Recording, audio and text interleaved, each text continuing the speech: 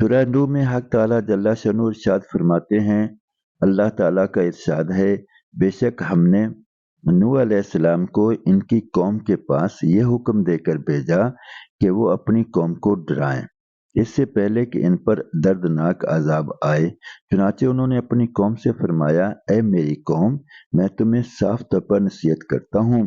کہ حق تعالیٰ جل شانہ کی عبادت کرو اور ان سے ڈرتے رہو اور میرا کہنا مانو۔ ایسا کرنے پر حق تعالیٰ جل شانہ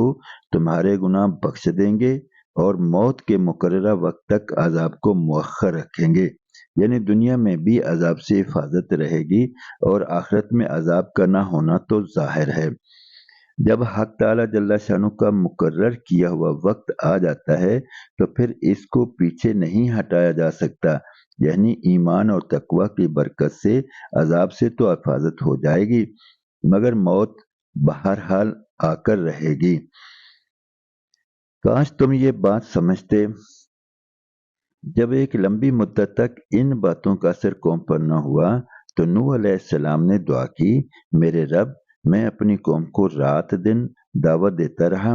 مگر وہ میرے بلانے پر ایمان سے اور دین سے اور بھی زیادہ بھاگنے لگے۔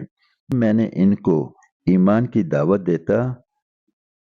تاکہ ان کے ایمان کے سبب آپ ان کو بخش دیں، تو وہ لوگ کانوں میں اپنی انگلیاں ٹھونس لیتے اور اپنے کپڑے اپنے اوپر لپیٹ لیتے تاکہ وہ مجھ کو نہ دیکھ سکیں اور میں ان کو نہ دیکھوں،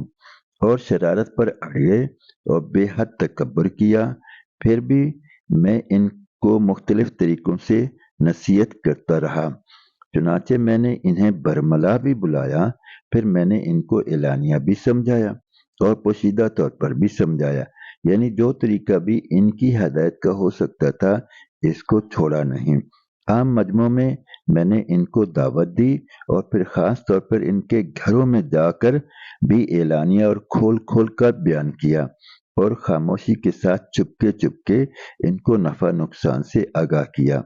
اور اسی سمجھانے کے سلسلہ میں میں نے ان سے کہا کہ تم اپنے رب کے سامنے استغفار کرو،